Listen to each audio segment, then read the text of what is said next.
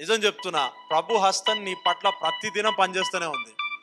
ఒకవేళ పని చేయకపోతే నీ ఉనికి ఉండదు, అంతే. నీ సర్నేం ఉండదు, నువ్వు ఉండవు, అంతే. ప్రభు హస్తం మన పట్ల పనిచేస్తుంది కాబట్టే ఇప్పటికీ మనం జీవిస్తూనే ఉన్నాం. మన కళ్ళ ముందు ఇంతమంది పోవట్లే, ఇంకా మనం ఉన్నామంటే ప్రభు హస్తం మన పట్ల అంచెలంచెలుగా అలా లేపి నడిపిస్తూనే ఉంది. అయితే ఆసాపు ఏం ఆలోచన చేసిందంటే, ఒకప్పుడు హస్తం పనిచేసింది, ఇప్పుడు ఎందుకు పనిచేయట్లేదు? ఏమైందంట? శ్రమయే కారణం అంట. శ్రమ ఏం చేస్తుందంటే, ఆ పని చేస్తున్న హస్తాన్ని పని చేయట్లేదు, నా పట్ల ఏం అద్భుతం జరగట్లే, ఏం చేంజెస్ రావట్లే అనే నెగిటివ్ని రిలీజ్ చేస్తుందంట.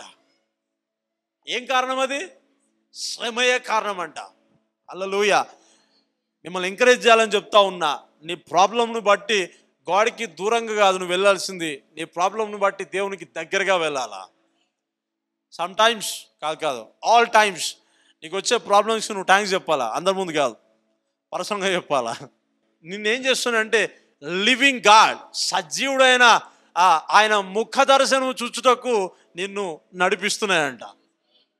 ఓ హల్లెలూయా. మన సంగతి ప్రభు తెలుసు, మనల్ని తరమకపోతే మనం ముందుకెళ్ళలేమని. హల్లెలూయా. బెత్తం తీసుకోపోతే స్కూల్ పోతాడు వాడు, నేర్చుకుంటాడా? నేర్చుకోడాడు. టీచర్కి తెలుసు ఇక్కడ, అవునా కదా? ఇది లేకపోతే ముందుకెళ్ళాము. అలాగనే మన విషయాల్లో కూడా మనలో ఒకరు తరమకపోతే మనం అదే కుర్చీలో కూర్చుంటాం, మనం అదే స్థాయిలో ఉండిపోతాం. అందుకనే సమ్ టైమ్స్ తొందరపాటు నిర్ణయాలు బట్టో లేకపోతే వేరే వారిని బట్టో ఏదో ఒక రకంగా అపవాది తరుముతాడు.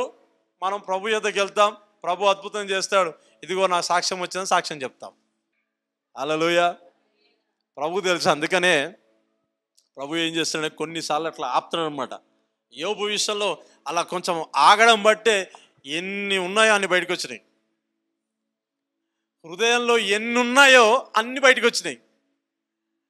ఫిజికల్గా అన్ని బయటకు వచ్చినాయి, స్పిరిచువల్గా అన్ని కావలసిన మర్మాలన్నీ ఆదికాండం నుంచి ప్రకటన గ్రంథం వరకు దొరకని అన్ని యోబులో దొరుకుతాయి, మర్మములయన్ని. దేవునికి స్తోత్రం.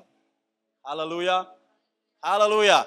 సో కాబట్టి యు నీడ్ టు చేంజ్. కొంచెం మార్పు తెచ్చుకుంటే ప్రభు హస్తం ఇప్పటికీ పనిచేస్తుంది. 2006లో ఆరంభించబడ్డ ప్రభు హస్తం ఇప్పటికీ పనిచేస్తూనే ఉంది. I believe that. నేను నమ్ముతాను ఆ విషయంలో. మీ విషయంలో నమ్ముతా లేదో మీ ఇష్టం, అది నాకు తెలియదని. హల్లెలూయా. Try to understand. నీ పట్ల ప్రభు హస్తం వెనక్కి లేదు, ముందుగానే ఉంది. చెప్పండి, నా పైన దేవుని హస్తం ఉంది.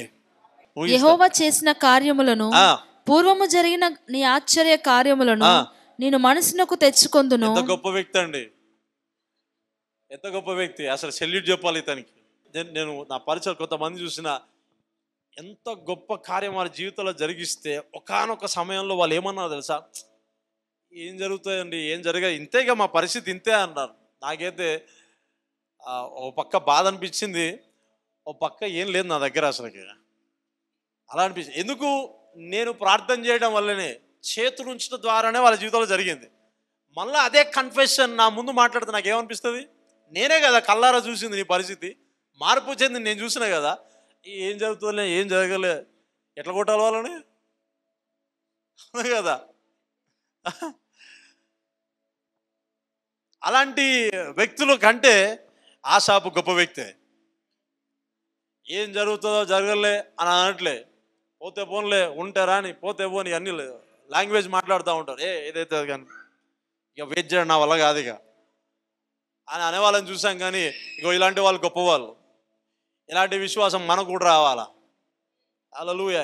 ఈ జర్నీలో, విశ్వాసపు జర్నీలో మనం ముందుకే తప్ప వెనక్కి కాదు పరిగెత్తేది. ఒక్కసారి ఆయనతో పెను వేసుకున్నాం మనం, అంతే. మనం వేసుకోలే, ఆయన వేసుకున్నాడు. ఆమేన్.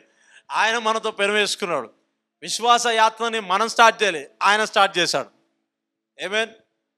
ఇక మనం వెనక్కి కాదు ముందుకు పరిగెత్తాలి, అంతే. ఎన్ని వచ్చినా సరే జయించాలా, సాక్ష్యంగా ఉండాలా. నెక్స్ట్ తరానికి మన సాక్ష్యాలు వాళ్ళు చెప్పుకోవాలి. దేవునికి స్తోత్రం. ఆమేన్. నా సాక్ష్యాలు చెప్పును కాక. ఆమేన్, ఆమేన్ చెప్పండి. మీరు మారిపోయారు, దేవునికి స్తోత్రం. నీ కార్యమంతయు నేను ధ్యానించుకొందును, నీ క్రియలను నేను ధ్యానించుకొందును. ఓ, డోర్ వేసేసుకొని గో బ్యాక్, ఒక్కసారి వెనక్కి వెళ్ళు. ఒక్కసారి నిజం చెప్పాలా, ఇప్పటికీ సమ్ పిక్చర్స్ నా హార్ట్లో స్టోర్ అయి ఉన్నాయి. మీకు అర్థమయ్యేది చెప్తా. ఏ సమయాలలో, ఏ కాలంలో, ఏ నెలలో ప్రభు దర్శించి నాతో మాట్లాడిన ఆ కొన్ని సంఘటనలు ఉన్నాయి కదా, ఇప్పటికీ నాకు గుర్తున్నాయి అవి. ఆ స్థలానికి వెళ్ళినా, ఆ ప్రాంతానికి వెళ్ళినా, ఆ పరిస్థితికి వెళ్ళా నాకు గుర్తుకొస్తూ ఉంటాయి. ఐ హియర్, మళ్ళా ప్రభు స్వరం నేను మళ్ళా వింటా. ఆమేన్. అందుకే చాలా ప్రశాంతంగా నవ్వుతూ వాక్యం చెప్పగలుగుతాను నేను.